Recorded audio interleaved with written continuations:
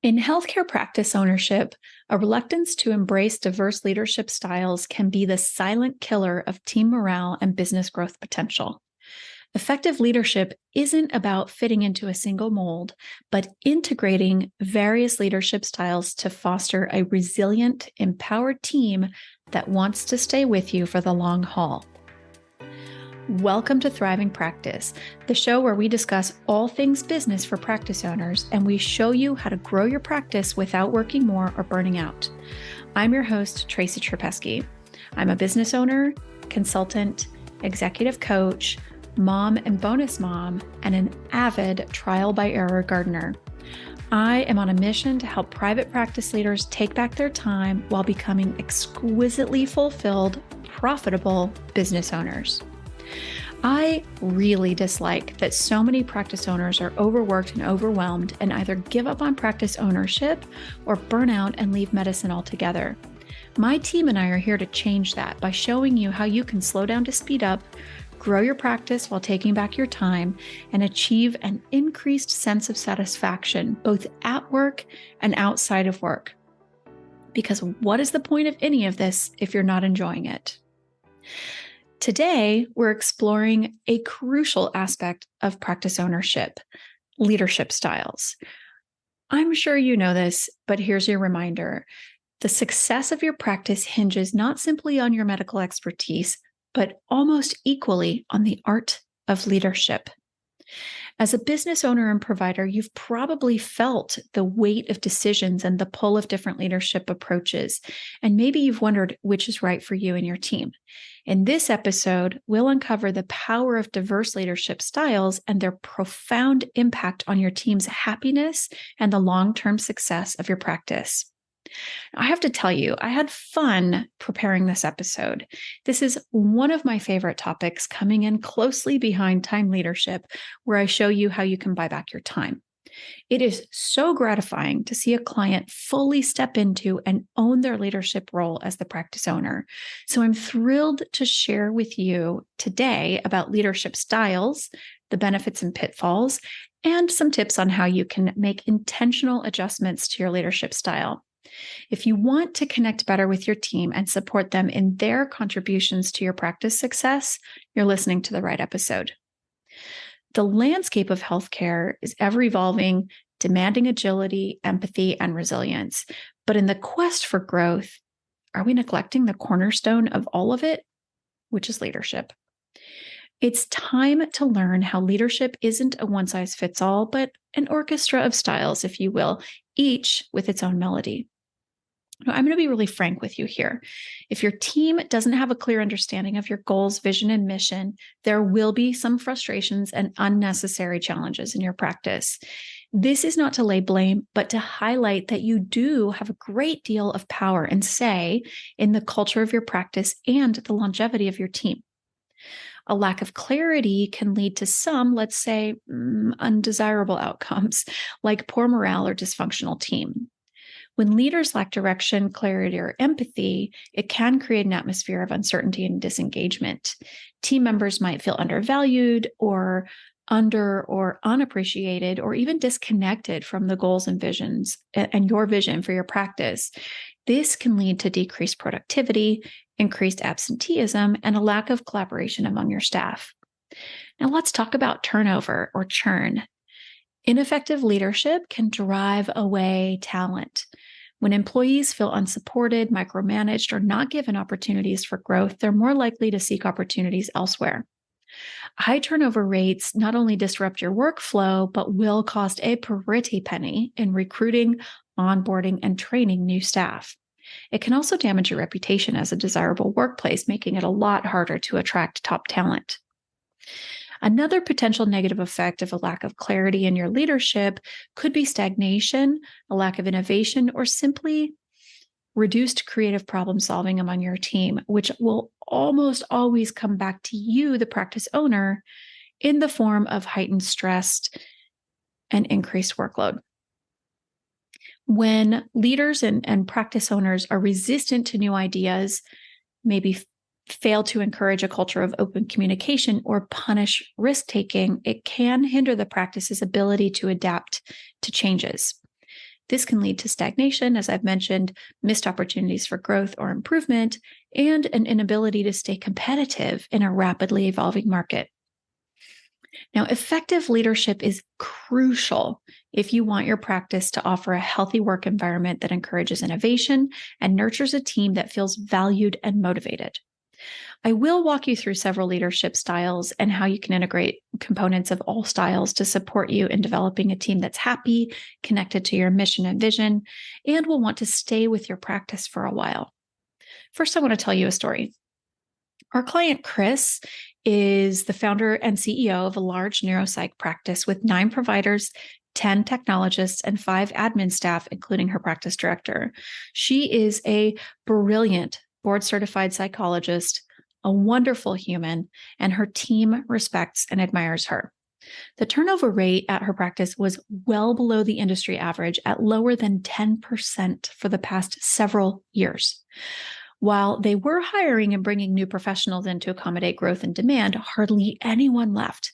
And by and large, those who left were the techs who were going on to grad school to become psychologists, which of course is like welcomed and celebrated. Kris shared with me that when she had been made aware of some confusion and frustration about hierarchy, rules, and expectations, and it was starting to show up in productivity and team engagement and really had a negative impact on morale. So when we started working together, I interviewed several of her team members, including providers, techs, and admin, and they all had such good things to say about her.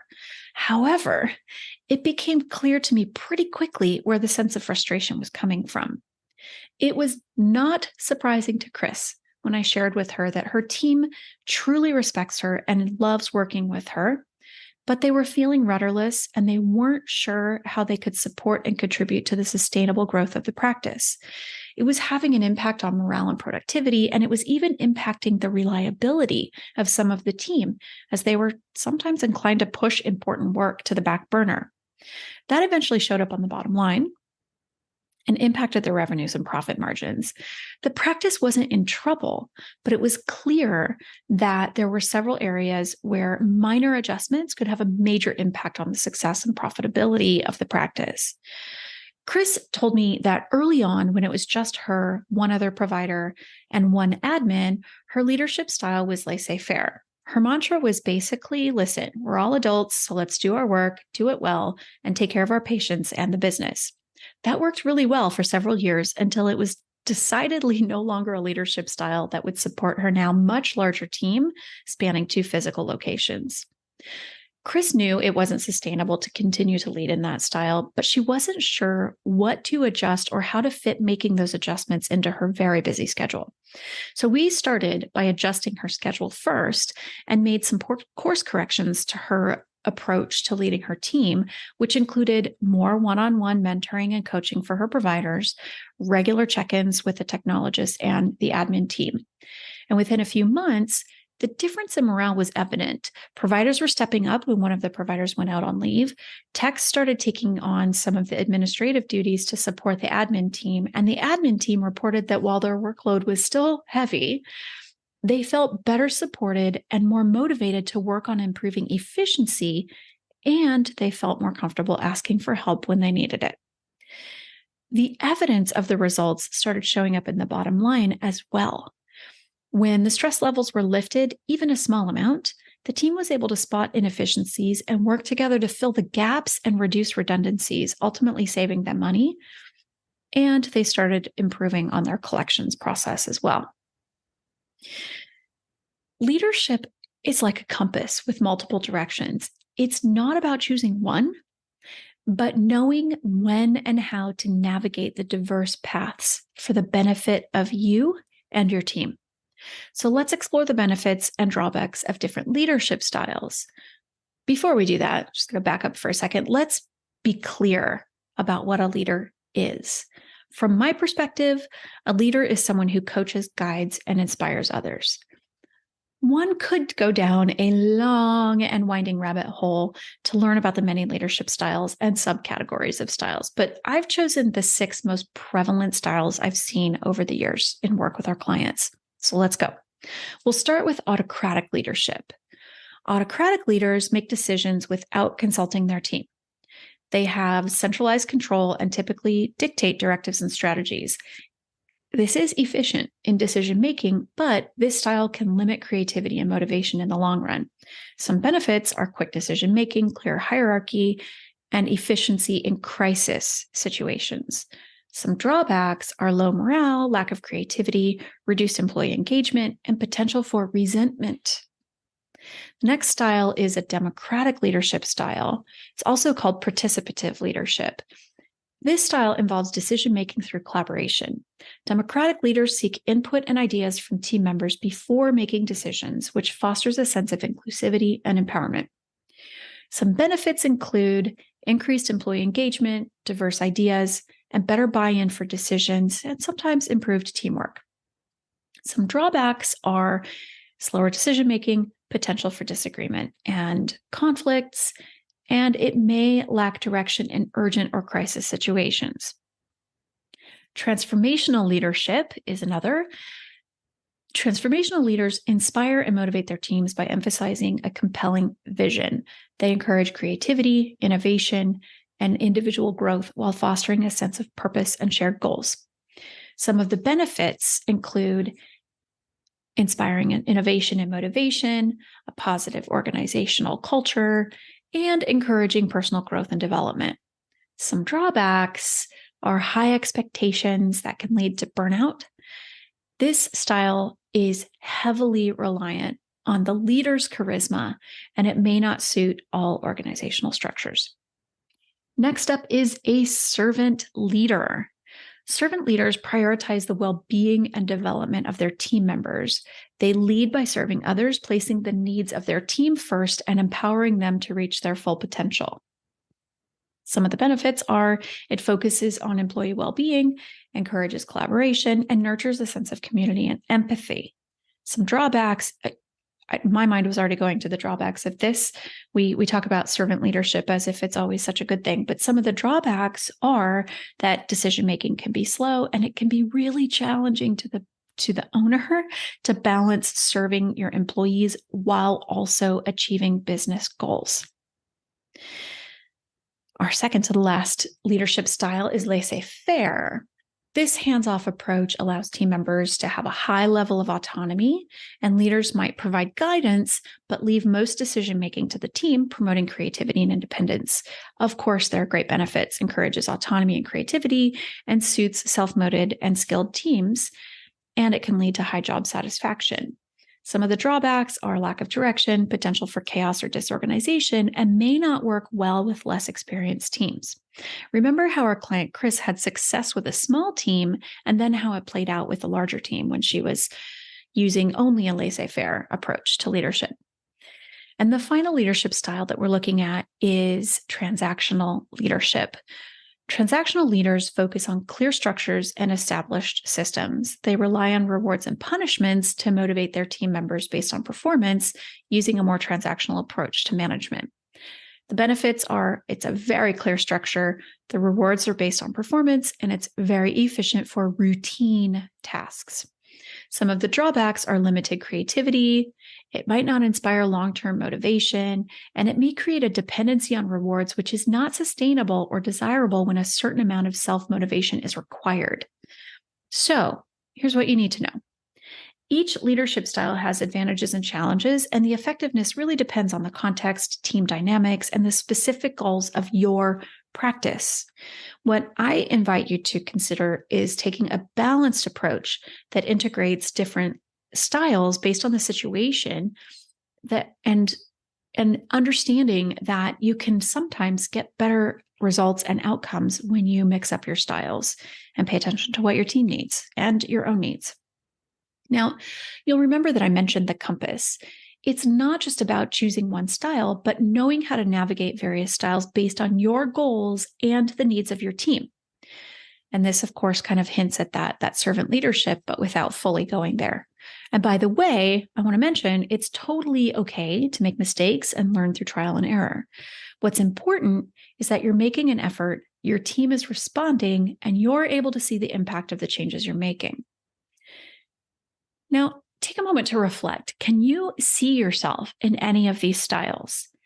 You'll likely see a little of yourself in several of the styles, but you'll probably see one or two where you have more dominant leadership tendencies. A lot of practice owners don't think of themselves as leaders, but when we start talking about leadership styles, they start to see how their style impacts their team for better or not. The key is to remember that a leader coaches, guides, and inspires others. So how this looks in your practice will depend on multiple variables, but here are some examples of positive, productive leadership that combine a lot of these styles here.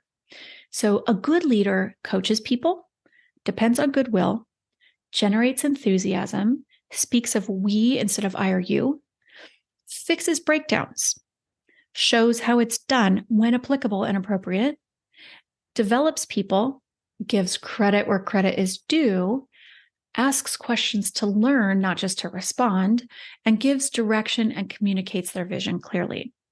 Now, this is not an exhaustive list, but it's a damn good start. If I were to give 3 simple but effective tips on where to start, it would be first to slow way down and get very clear about what you want to accomplish in your practice. Once you've established that, then observe where patterns of breakdowns or gaps in communication occur. You'll see it. And if your team is willing, you can ask them to share this with you in a staff meeting, or you can do a blind survey if it seems like your team is hesitant or if they're being tight-lipped. From there, you'll have some good data in your hands, and you can see where you can make some adjustments to your own leadership style. Now, bear in mind that change takes a while to produce results, so be patient with yourself and your team. Aim to make a 1% improvement each day in an area where you see that you have the most room for improvement. There will be a compound effect and you'll start to notice the shifts in morale, productivity, and maybe, hopefully, pretty soon, a positive impact on your bottom line. So hang tight, keep going. You could also work with someone like me to interview your team and learn about where the challenges and opportunities in your practice are, and to guide you and your team to a more cohesive, contented, and productive place. Remember, elevating your leadership is a journey, not a destination. You will make mistakes. You will learn from them. Your team will learn and grow with you. The beauty is when your team starts to see you making the effort and sharing your growth journey with them, everyone wins. So here's what I can tell you. Discovering and blending diverse leadership styles will not only enhance your team dynamics, but it will cultivate a workplace where everyone thrives, opening the door for longevity and sustained success. So there you have it. I hope you found inspiration in understanding that leadership is not a rigid mold, but a symphony of styles. It's about orchestrating the best blend for your team's journey and for your well-being.